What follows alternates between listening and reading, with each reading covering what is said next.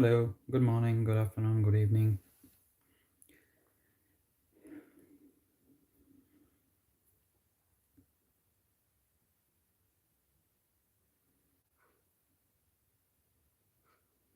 It's getting really chilly here.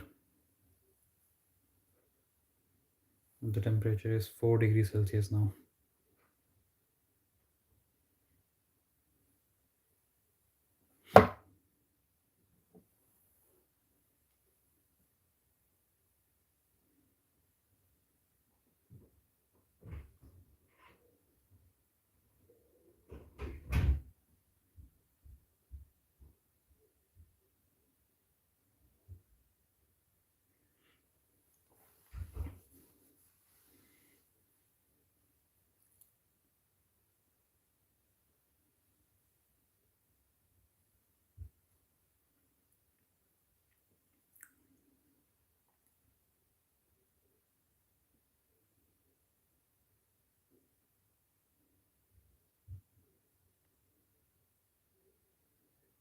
I'll wait for a couple of minutes now and I will let other people join. But if you have already joined and if you have any questions, feel free to put it in the chat. I'll be more than happy to take your questions.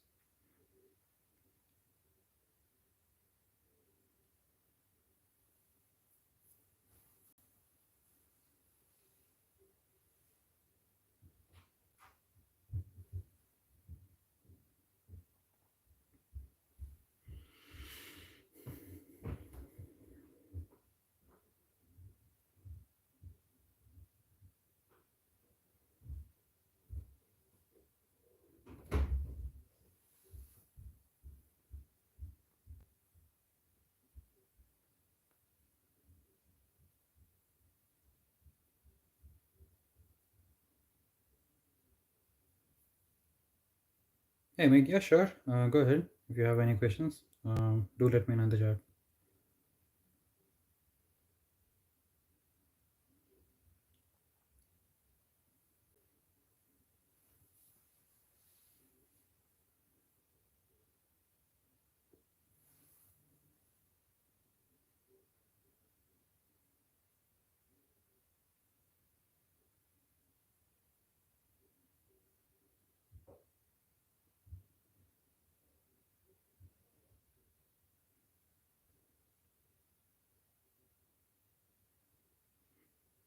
Hey, Dipanshu.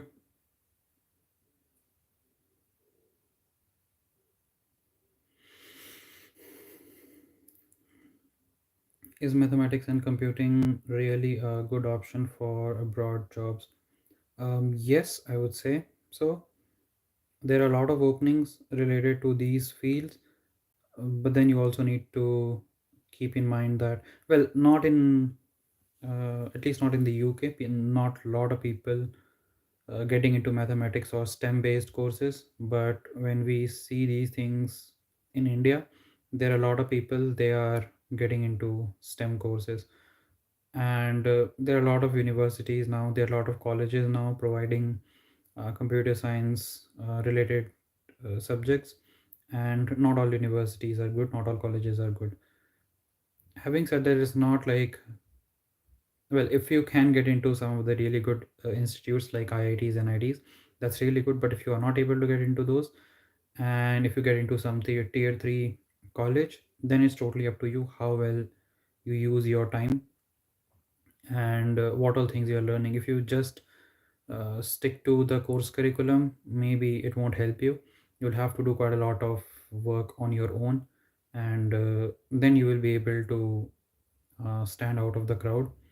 So that is there. But yeah, at least in the UK and other European countries as well, there are very few people getting into STEM related courses.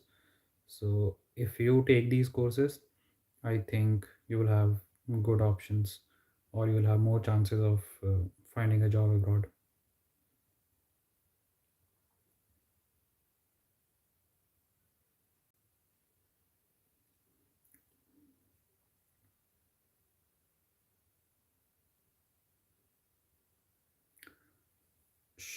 Should I need to know DSA for data science job interviews? I would say It's not mandatory, but it again depends on interviewer. If they want to ask DSA based questions, they can. And especially for people who don't have much experience, either they are freshers or they had experience in something which is unrelated. In that case, I think first few rounds can be on coding, and they may give you some projects to do. They may give you problems to solve on hacker earth, hacker rank, those kind of platforms. So for those things you will need some data structures and algorithms. And even in interviews they can sometimes ask you how will you solve certain problems. So I would say yes, it is good to have a knowledge of DSA, but it is not the mandatory one. Not all interviews will have DSA. But do keep in mind that when you apply for jobs, it's really hard to get calls for interviews. So whichever interview call you get, it's important to convert it into an offer. So for that, it's better to be prepared with DSA alongside data science concepts. But how to get into broad companies? Is it difficult? It is difficult, yes, because of lot of visa implications. A lot of companies, if they hire people from other country, they will have to provide sponsorship so that they can work in the country, unless you have work right in a particular country. So because of that reason, it is hard to get into uh, foreign companies. So there are multiple options. Either you can go for higher studies in that country, in any country whichever you are interested in, and then after finishing your studies you will have a few years of work right there. So once you have work right, then companies are more willing to give you an offer, and then you'll be able to work in that company. And if the company feels yes, you are a valuable addition to the organization, they'll be more than happy to sponsor your visa. So that's one way. The other way is to be extremely good, so that company actually see value in you and they don't mind giving you a sponsorship from the day one. And for that, you will either have to be doing your bachelor's from tier 1 or even or at least tier 2 universities in India, if you are in India. So universities like IITs, NITs, triple ITs, things like that. So yeah, that's how you will be able to at least get an interview in these kind of companies. Other thing is, if you can take freelancing work and your client is um, somewhere outside of the India, right? So if you're working on that project and if they feel like instead of just giving that project as a part time or to freelancer, if they want to hire someone, as you would have already worked on that project, they would want you to work on the project full time, so they may hire you as a full time employee. So that is also another option. So there are three different ways you can get it. There might be other ways. If you can think of, do let me know in the chat. Other, it may help other people as well. How to pass an interview if a person is stammering? mm,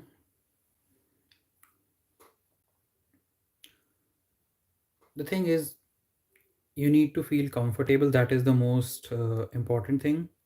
Just a second.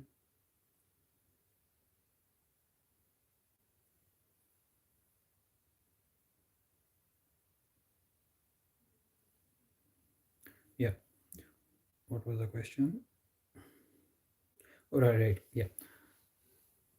uh, so you need to feel comfortable first.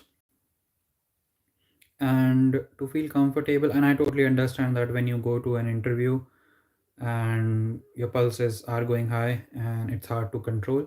But when you go through multiple interviews, 4 5 times, I think you will start to feel comfortable. And initially, when you are introducing yourself, when you are talking to the interviewers in first few minutes, you will feel that kind of pressure. You will feel that uh, maybe you're not comfortable, but once things start to flow, I think you will be fine. So don't worry too much about it, and just try to be comfortable in the um, in the interview. So that's what I can suggest.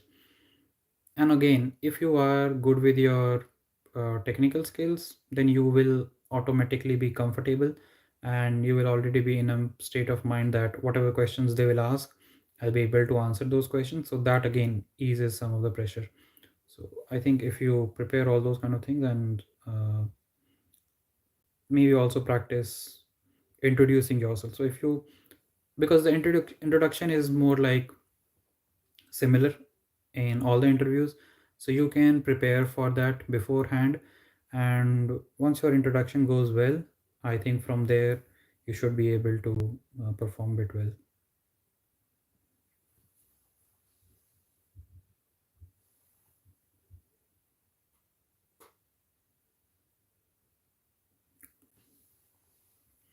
Does 1 year course enough for a fresher to get job ready in the field of data science? uh it depends, because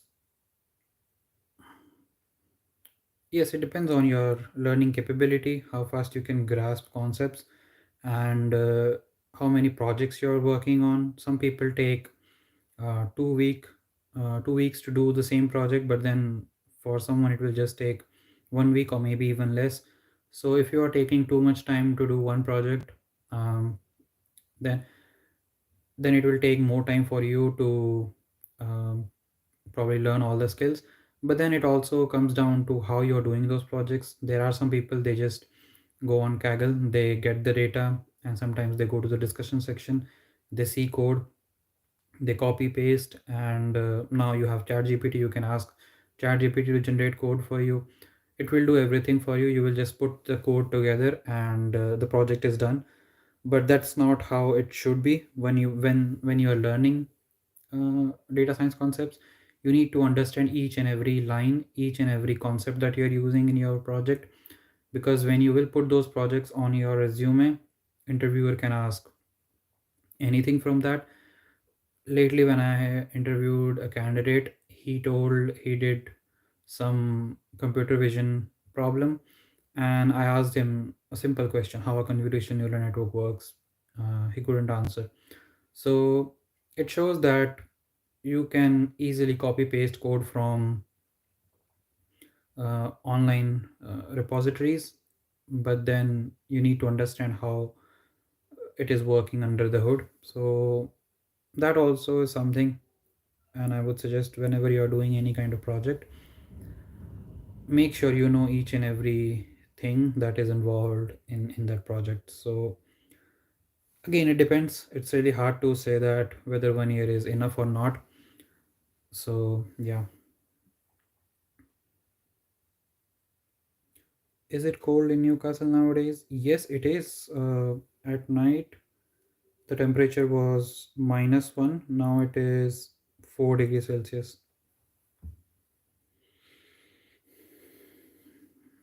Hey, Ashutosh.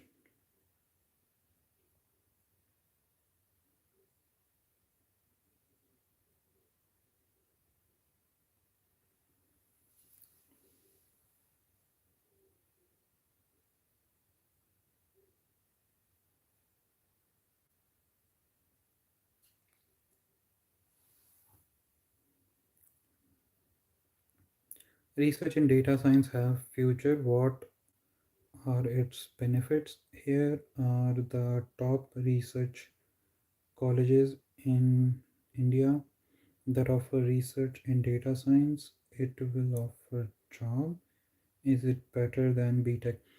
So research based courses, they are primarily designed to get you into academics.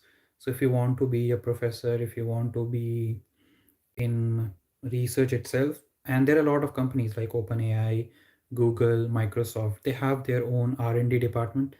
So if you do any research based degree, you should be able to get into R&D, and most of the bigger companies, they do have R&D department. So yes, you will have opportunities there. Having said that, it's not like if you do BTech you won't be able to get into research based roles. But when you do research based courses, I would say it's bit hard to get into um, engineering related role. So that's why I think a lot of people prefer BTech over um research based courses. So again, it depends. So if you want to have more options, I think BTech is the safer option. But then also, a lot of people are doing BTech, so the competition is also quite high. But then if you are only interested into research based work, if you want to stay in academics, or if you want to go to R&D department of any of the companies, I think research based courses are going to be better.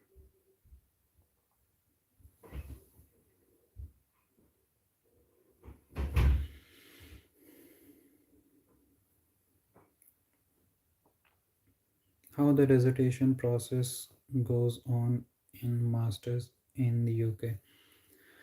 Um, for dissertation, so it starts with choosing your project. So there are different ways how you can choose a project. First one and the most easiest one is you can choose a project from a list of projects, and you will get these lists of projects from your program director or module leader.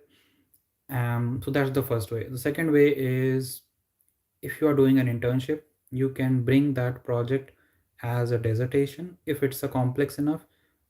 So you can do that, or you can choose a completely different project if you have one. So if you feel like you have a really good idea and you want to work on it, you can do that as well. So those are the three ways you can pick a project. After that, you will get, I think, 3 to 4 months to work on that. And those 3 to 4 months, they are divided into, I think, three chunks. The first one will be the ideation phase, where you will lay down all the requirements and end goal, what you will deliver, those kind of things. So that will be the first phase, and I think that is for 2 weeks or maybe 3 weeks. Not sure exactly. Well, I don't remember. So yeah, that's the first phase. Second phase is when you will start working on the project, and then you will have to show the progress that you have made. And for that you will get around 1.5 months or something like that. And then the last phase will be your delivery and presentation and report, those kind of things. So that's the last phase.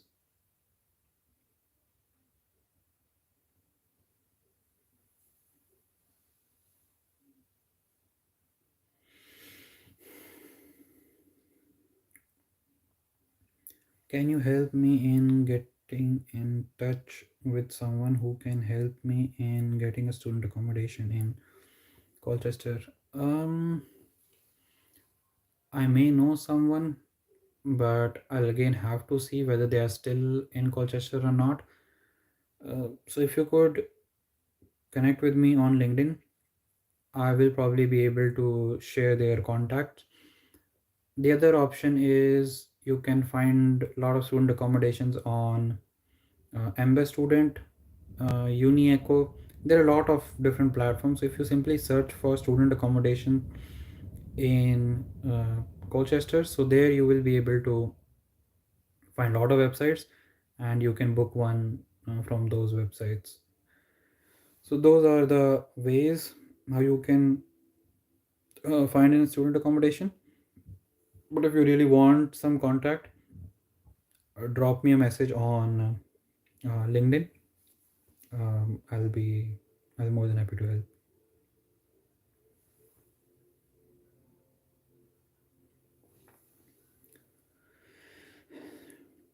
Can a researcher get job in top companies like Apple, IBM, Google, etc.? Yes, they can. Like I told you, all the companies have their R&D department. So if you want to be a researcher in those companies, yes, of course you can get into those companies as a researcher.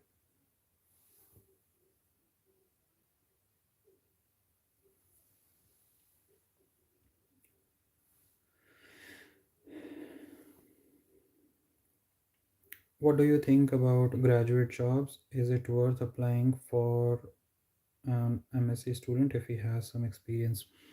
If you have 3 or less years of experience, I think yes, you can still apply, and sometimes you do get offer for those roles. And if you don't have any other offer, then yes, it is one of the options and probably the good option, because having something is better than having nothing.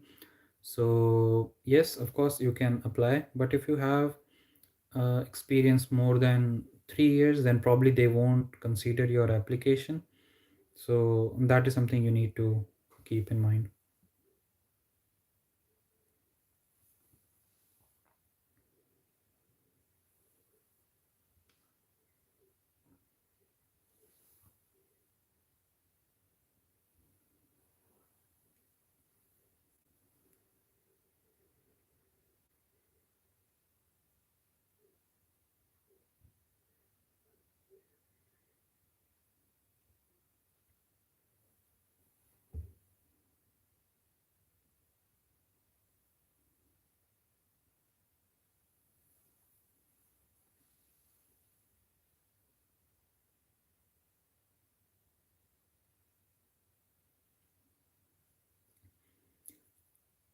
Most of the graduate jobs look at Most of the graduate jobs I look at have start date of 2nd September, but my course ends on 30 September. How do you suggest I handle it? So if your course is ending on 30 September, are you saying that you will be submitting your assignments, your dissertation on 30th of September, or you will be submitting your assignment probably by the end of August? So if you are submitting your assignments by the end of August, because that's how it was for us, the end date was mentioned on the portal was 30 September, something like that. But then we submitted all the assignments on 24th of August. If you have done that, that means you have done your part. You can take a letter from the university that you have, well, they won't give you that you have completed your masters, but what they will say is that you have submitted your assignments and you don't have any responsibilities from university side. Now you just need to wait for your results. So if you get those kind of letter from your university, you can give that to the company, and companies are totally fine in giving you an offer, and you should be fine to join the company on 2nd September. But I think there are a lot of companies, they start these roles in October, I think. So if you're able to find something in October, I think that will be the most safest option. But then you can still talk to the company if you have the offer. After that, you can talk to the company that this is the situation, my course will end on 30 September, but the joining is on 2nd, so how can I handle that? HR will be able to give you a workaround, because they get these kind of queries all the time, so it shouldn't be a problem.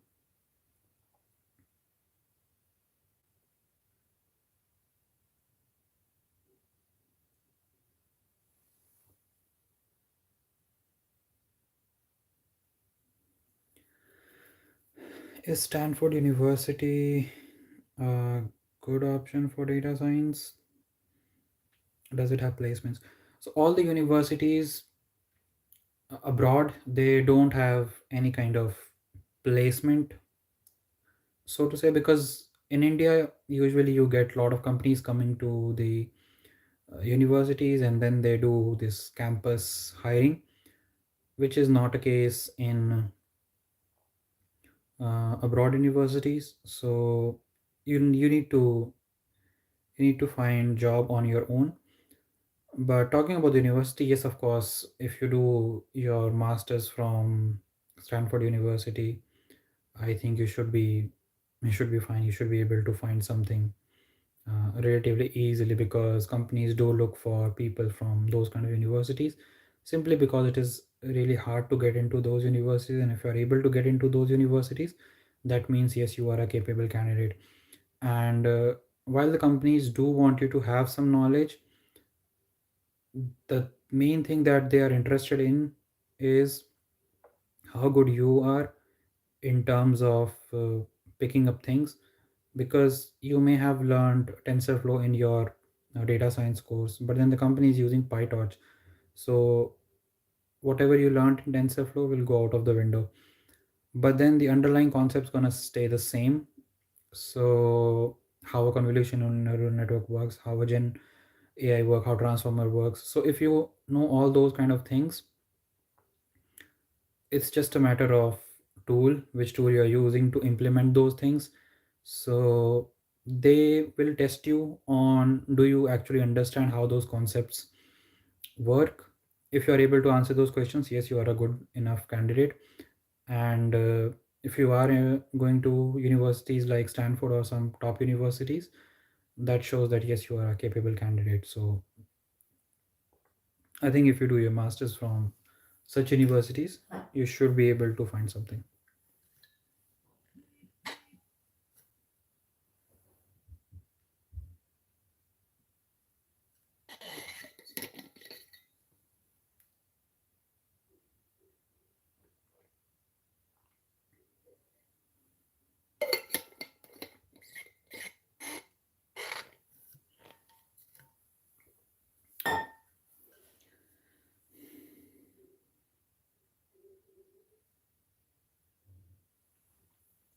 I've got your message, Dipanshu.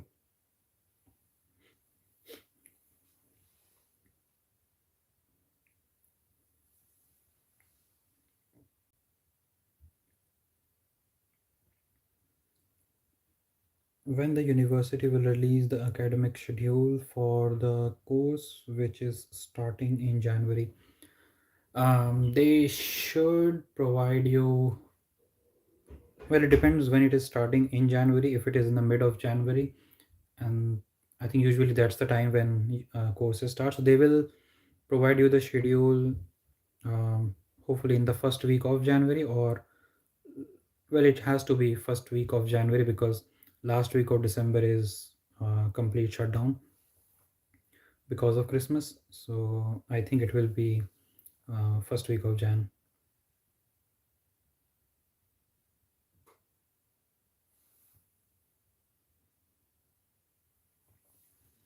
With that letter, you mentioned, how do I handle the visa situation? Can I get a PSW with that letter, because I will need some work visa? Um, you won't be able to get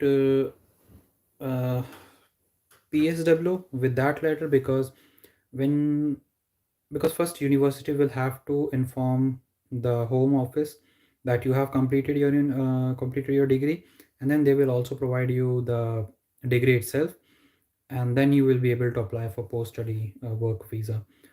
But then when you are not in your work, or you are not in your term time, you're allowed to work full time for 40 hours. So a lot of people, when they get that letter that you have finished your term and you are allowed to work 40 hours, you should be able to work 40 hours without having post study work visa.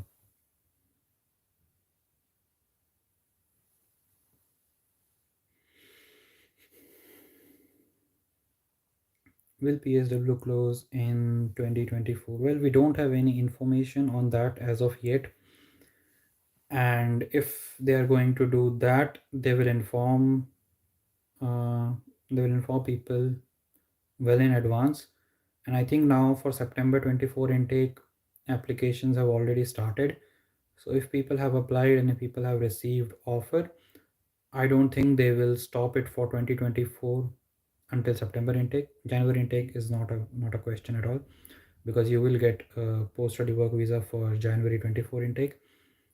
Um, yeah, but so from my understanding, if they want to stop post study work visa, they'll have to do it for 2025. But well, I can just speculate things, right? If they want to make some changes, they can do it. But so far, I think 2024 is still safe.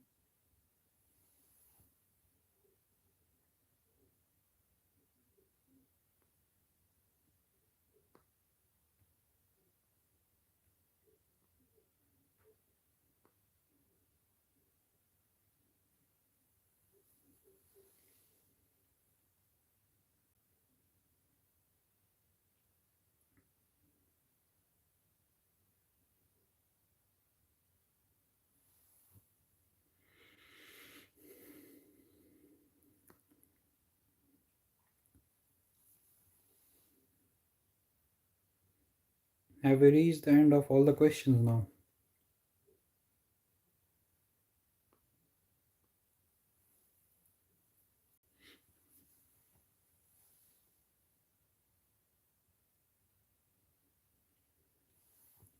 What is the basic knowledge should I require to start working on some data science projects? Mm, well, programming is the most basic thing that you need to know, because while doing a project, if you keep struggling with the programming part, then you will not be able to put all your focus on the actual concepts. So that is something which is very important. The next thing is the next thing is you need to understand mathematical concepts. And from mathematical concepts, I mean linear algebra, calculus, probability, statistics, those kind of things. So once you are comfortable with your programming skills, and once you have revised all the mathematical concepts, I think uh, you should be able to start working on projects. And while working on the projects, whenever you will use any particular machine learning algorithm or any data analysis methodology, you can always dig deeper into that, and you can understand how those things work, and that's how you will be able to uh, learn and work on a project side by side. But with all the serious question, how you are you happy in the UK? uh, Thanks for asking. I'm doing good. And am I happy in the UK? I would say so, yes, because of several reasons. One, I prefer colder environment, colder weather conditions. So here it's rarely a summertime, so I'm fine with that. I like that kind of thing. And the next one is my work environment. I'm really happy with the people I'm working here. I have worked in multiple companies before, but I have never felt at home before. So that's a really good thing. And even I worked in a previous company in the UK itself. There, it was fine, but I was working in isolation. It wasn't like a teamwork. It was just like you're doing your own work. So while the work itself was fine, but the environment wasn't that good. So considering that, I think my current role is really good. Apart from that, uh, I'm not a very outgoing person, so it doesn't really bother me whether I'm going out or not. But I do travel here and there. So, and so far I'm actually liking wherever I have traveled. But I must say that in India you have a lot more options where you can travel, and there are a lot more transportation options available in India. So even if you don't have your own car, you can still go to a particular place to visit. Whereas in the UK, if you want to go to a place which is not as popular as others, then it is a little bit hard to take a public transport there. So that is something which is uh, bit not convenient. But I think once I have a car, that problem will also be solved. So considering that, I would say yes, so far I'm very happy. You missed my comments. Did I can only see hi from you, Ashutosh. Apart from that, I cannot see any other comment. Can anyone see Ashutosh's comments?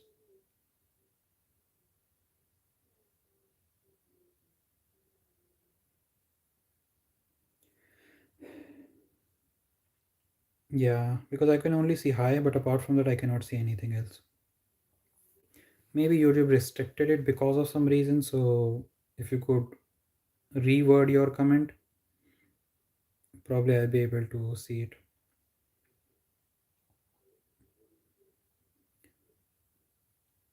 What are the tech stack required now in data science jobs? Of course, programming. And in the industry, most popular programming language is Python. So that's the first thing. Apart from that, you need to know cloud infrastructure. It could be anything: Azure, AWS, or GCP, Databricks. There are a lot of other platforms available. If you know one, you should be able to get on with others with relative ease. But I would suggest AWS because it's the most popular one. You also need to know about data storage because, of course, you will be storing data. You cannot have all the data on your own system. So there are different options available. Again, Databricks is one of the options. Snowflake is there. So if you know any of the data management or data storage tool or data warehouse, I think you should be fine. Apart from that, if you know any visualization tool, you can do it in Python as well. But there are some, well, I was about to say better, but it totally depends on case to case. So Power BI, Tableau, those are the things. I would say Power BI is better than Tableau. So yeah, if you know these things, and of course, when we move on to deep learning, there are different frameworks like PyTorch, TensorFlow, those kind of things. You can learn those. Yeah, that's what I can probably think of, and most of these tools I use on daily basis.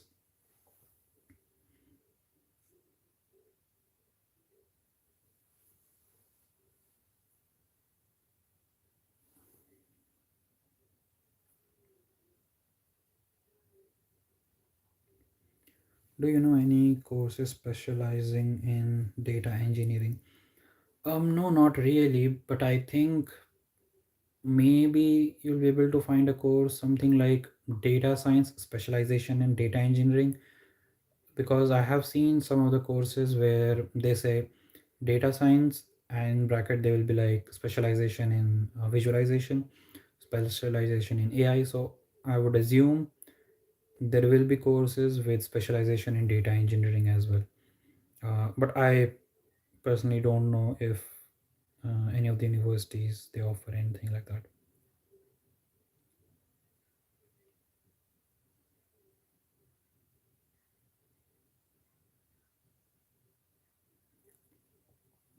Could you talk more about the culture of company that you found better from here?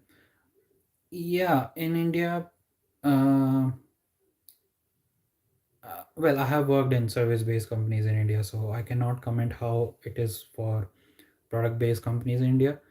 But I would say it is kind of same because I have my friends working for some of the product-based companies in India. There are some who have worked for startups as well. There, the work-life balance is not that good. Your manager expects you to work on weekends as well, and let alone weekends. Once you finish your work, you they expect you to start at 9, and usually you should finish your work by 5, but they expect you to work even after that time. And if they have any requests, um, they will give those requests to you at 6, 7, 8. There is no limit, right? So there is no work life balance. Whereas here in the UK, yes, of course, there will be some days where you'll have to work up until late hours. It really depends on the deadlines, but it's a very rare sight as long as you are getting the things done well before the deadline. If you are doing that, then that's fine. And the deadlines are not like really crazy that if a work will need a month, but then they will be like, no, I want it to be done in just a week. So it's not like that. So yeah, that is probably the most positive thing I would say. People do respect your time, people do respect your own time as well. And I'm not sure if it is the same in all the companies, in all the teams, but at least in my team, uh, my team members are really helpful. not just in professional life, but in personal life as well. In case you need any kind of help in your personal life, they are more than happy to help. And recently we went out. Well, we have been out for multiple times, but and every time it's much more fun. So whenever there are these team outings, it's much more fun. Whereas back in India, when we had these team outings, it used to feel like they are just doing it because it has to be done. It didn't feel like you're actually enjoying it, but here it actually feels like yes, you are enjoying the outing. So yeah, that's my thought so far, and it's been quite positive.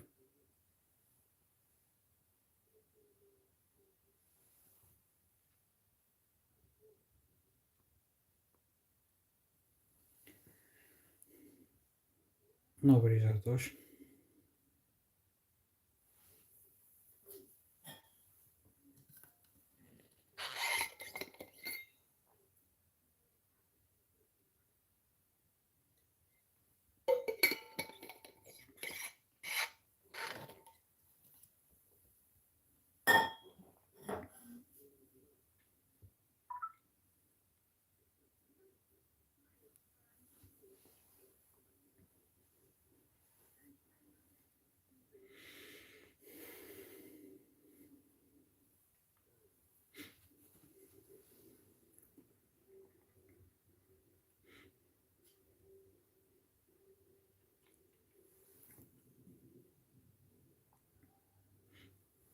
All right, so shall we call it a day if we don't have any more questions?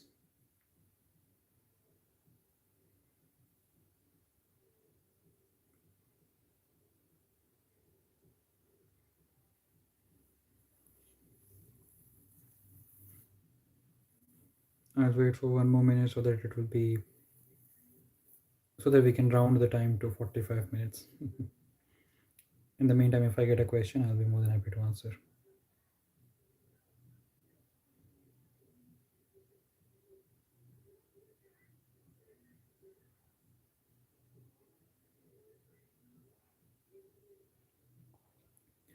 There we go. How do you manage uncertainty? Like you have some problem, you have so problem. Well, I will say that you have some problem which you have not trained for it. Well, there will always be those cases because not just data science, but in any jobs, you cannot be trained on everything. You will always learn by doing things. So that will always be there. So don't worry about that. But how do I manage those things? Um, so, for example, if I'm working on a project and if I have not done, because in my current role itself, and I think during first few weeks, when I'm working on a data science project, I can do data visualization in IPython notebook, all kind of analysis, and then I can provide a brief synopsis of it, what was the result of that analysis, and that's done. It's fine. But in current role, it's a streaming data. It changes every day. So we need to see about all the peaks and valleys, and we need to keep track of whatever is happening. So we need to keep the data up to date. So it's not possible for me to keep downloading the data or keep taking the data from Snowflake or any other environment and take it into Python environment and do the data visualization, and every week provide them the analysis. So for that, I need to create an environment where the data can automatically flow in, and then the people can directly visualize it on frequent basis, right? So that was something new. But then I came across a lot of people in the organization, they are using Power BI. So I was like, okay, fine, I'll stick to Power BI. And then it took probably what 3 to 4 days for me to pick Power BI. It was not that hard. And I think it is because of the fact that we had Power BI in our master's course. but then it was very basic. They just told how to import the data, how to visualize it, that's all. But then that's not all what Power BI can do. There are different best practices that you need to follow. There are data transformation steps, things like that. So those are the things I had to learn on my own, but it didn't take too much time. And when you are working in an organization, it's not like you're working on your own. You can always ask for help from people within the team, outside of the team, and people are usually willing to help you. So if you feel like you're not sure what resources are available in the organization, you can reach out to people. You're not sure how to do things, you can always reach out to people. So you're not alone when you're working in the organization. But when you are learning these things and you don't have a community, in that case, yes, it can feel lonely, and then you may feel like it's really hard to understand how to do these things. But when you're working in an organization, it actually is much more easier than what you think. That's why companies usually want people who can learn things fast, and not someone who knows everything.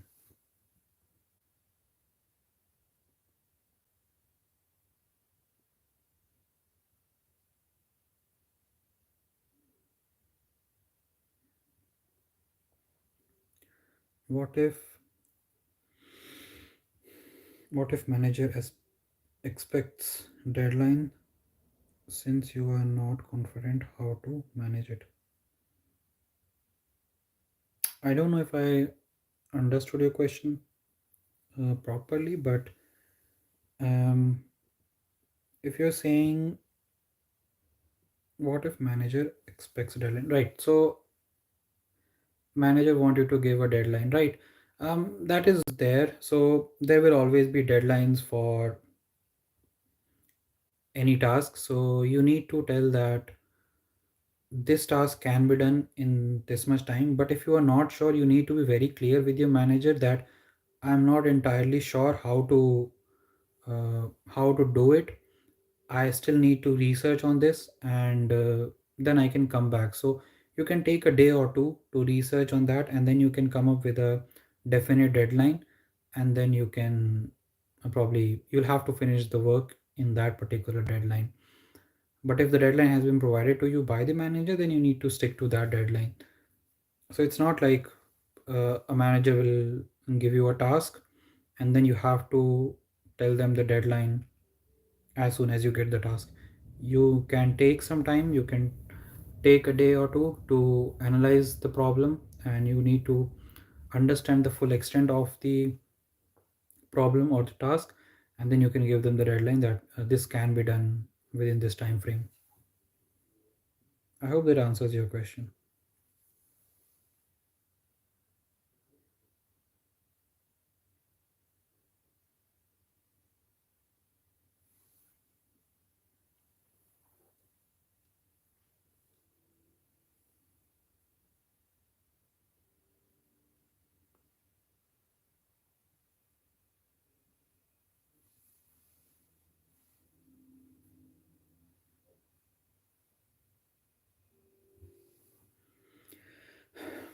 All right, I think I have answered all the questions.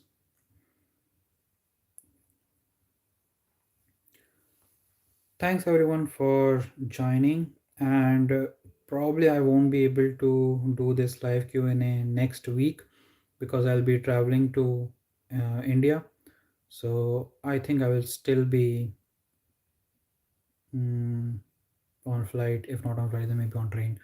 So yeah, if I get time, I will do the live Q&A. But if I don't, then probably I will see you guys next week. I'm just trying to see what's the date next week.